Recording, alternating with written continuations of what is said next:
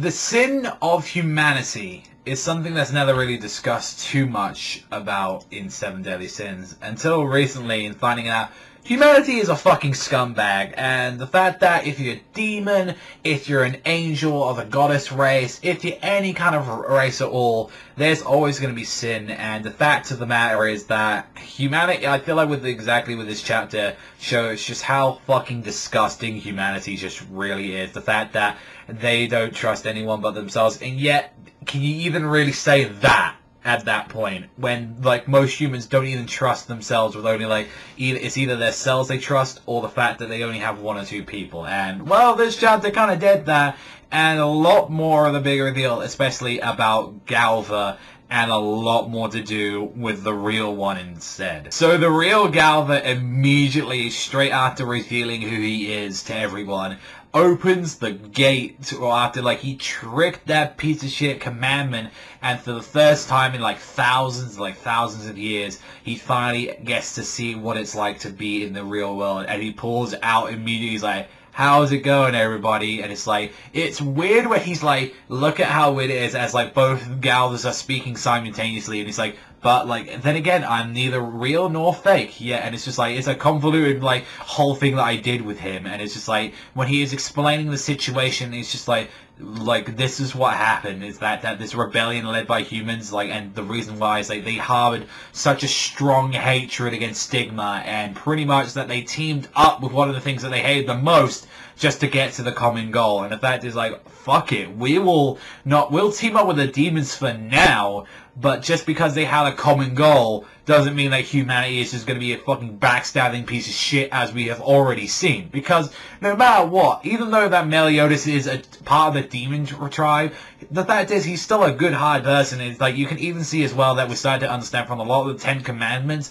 that, especially with Galva, like, he was one of the original Ten Commandments, and, like, what we've seen with, like, other kind of people as well is that they actually do have a little bit of a soul inside of them, and they actually do have, like, what some of us would classify as, like, humanity and, like, care about things. And the fact is that what Galva's real goal is through escaping and through his last, like, moments on this earth is that you're just trying to buy time so you could break out of jail, weren't you? And it's just like, you know, you sacrifice so many lives and, like, just your freedom. He's like, after all this time, I don't want freedom.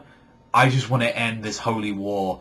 And there's a weird thing when you think about the whole time continuum kind of bullshit, where it's like, in the end of the day, when they're talking about, we're actually from, like, you know, a couple hundred years in the future, and then when Galva's like thinking, well, then that's kind of good then, because at least I know what I'm about to do is actually going to end this holy war. So it's kind of weird when you think about time, like, whether or not that actually affects the time flow. But then again, I don't think that's going to do it, since it's technically a flashback as well, kind of.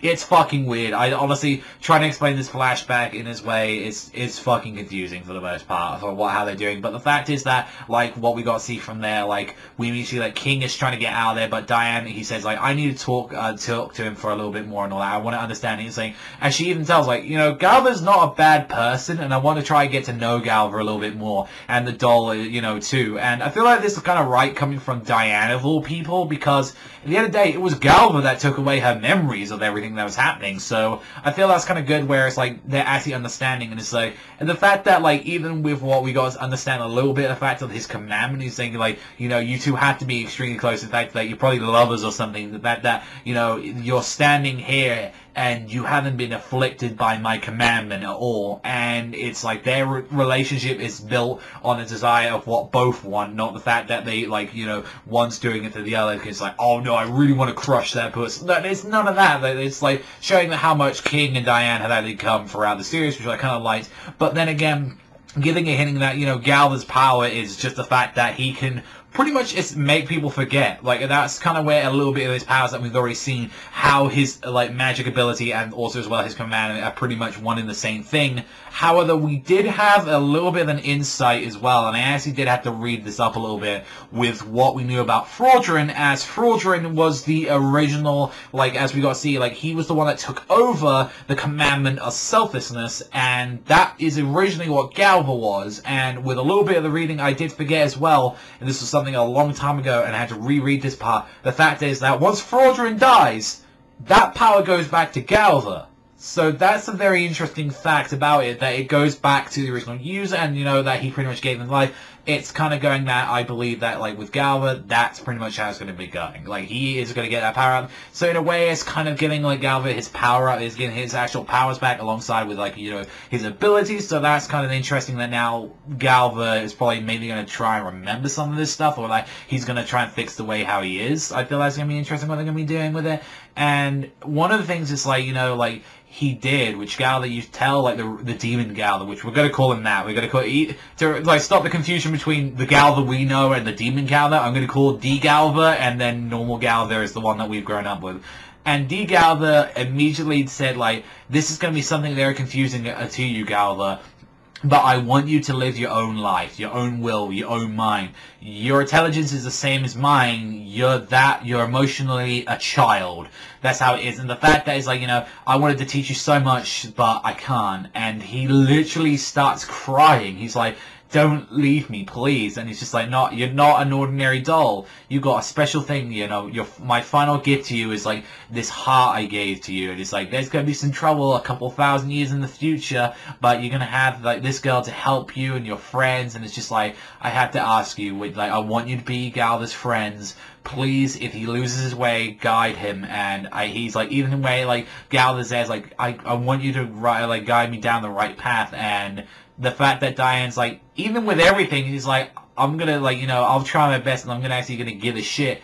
And the fact is that even she gets something as well, where it's like, accept this, my kind of, like, Earth friend, I really want you to have this, and all that. A gift of thanks to the two Galvas. So, what exactly is Diane getting from this? And especially with the chapter as well, with how it actually fucking ended, like, Jesus Christ, like, how King got what he saw from humanity was fucking nuts. And it's like, it's happened once and it's happened twice again, and I feel like it's gonna hit harder with King especially. But like, he was thinking like, wait a minute, like, you know, I've got to try and make sure, you know, like, after everything, it's like, you know, that everything's all had, like, you know, Gahade, is she alright? And it's like, wait a minute though, she's fine, you know, the fact that she's alive after these 3,000 years, so then what's going on? It's like, oh, let's see what happened. And the fucking piece of shit human that looks completely like Barn, like, which I would say, like, how it's going is that this is an ancestor of Barn.